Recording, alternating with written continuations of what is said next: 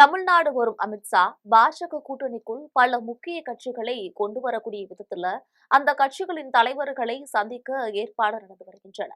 பீகார் தேர்தலில் பெரும் வெற்றியை பெற்றிருக்கக்கூடிய பாஜக இப்போது தன்னுடைய முழு கவனத்தையும் தமிழ்நாட்டை நோக்கி திருப்பி இருக்கிறது. சமீபத்துல கோவை வந்த பிரதமர் மோடி பீகார் தேர்தல் வெற்றி தமிழ்நாட்டிலும் 2026ல எதிரொலிக்கும் அப்படின்னு பேசியிருந்தாரு. இந்த நிலையில வரக்கூடிய 7ஆம் தேதி மத்திய உள்துறை அமைச்சர் அமித்ஷா தமிழ்நாடு வர இருப்பதாக தகவல்கள் வெளியாகியிருக்கு.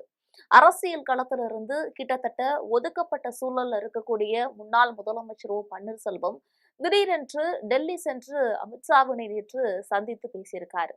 இந்த நிலையில அவரு பாஜகவுல சேர போகிறாரா அல்லது செங்கோட்டையன் மாதிரி தமிழக வெற்றி கழகத்துல தன்னை இணைத்துக் கொள்ள போகிறாரா என்ற பேச்சுகள் எழுந்திருக்கு. அமித்ஷாவிடம் தமிழக அரசியல் நிலவரங்கள் குறித்து பேசினேன் என்று வெளிப்படையாக தெரிவிச்சிருக்கக்கூடிய பன்னீர்செல்வமும் அமித்ஷா தமிழ்நாடு வந்து சென்ற பின்னர் ஒரு முக்கியமான முடிவை எடுக்கவிருப்பதாக கூறப்படுகிறது.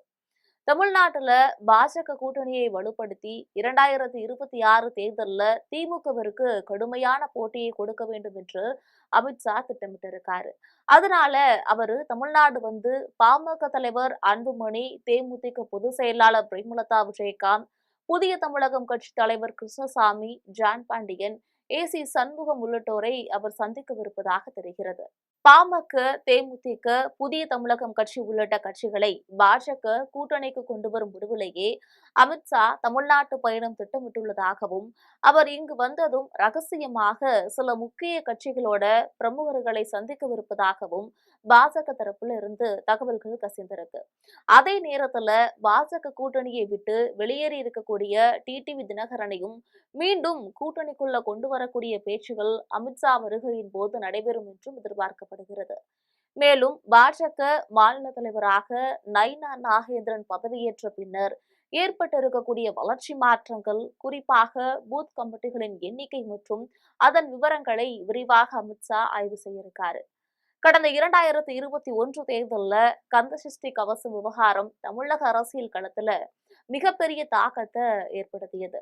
மேலும் தமிழ்நாடு முழுவதும் வேல் யாத்திரை மேற்கொண்டு பாஜகவிற்கான ஆதரவை திரட்டினாரு அண்ணாமலை. இந்த நிலையில திருப்பரங்குன்றம் மலை மீது தீபம் ஏற்றுவதில் இந்து முன்னணியினருக்கும் போலீசாருக்கும் இடையே நேற்று கடும் தள்ளுமுள்ளு வாக்குவாதம் வரை நடைபெற்று அங்கு 144 தடை உத்தரவு ஆட்சியரால் பிறப்பிக்கப்பட்டிருக்கக்கூடிய நிலையில இந்த விவகாரத்தை கையில் எடுக்க அமித்ஷா திட்டமிட்டுள்ளதாகவும் அது பற்றி அமித்ஷா தன்னுடைய தமிழ்நாடு வருகையின் போது குறிப்பிட்டு பேச ஏற்பாடுகள் நடைபெற்று வருவதாகவும் கூறப்படுகிறது.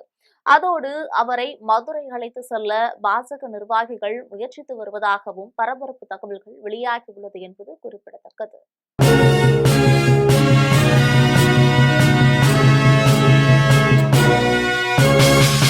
உடனுக்குடன் அப்டேட் தெரிந்து கொள்ள ஜெம் டிவி தமிழ் ஆப்பை இன்ஸ்டால் செய்யவும்.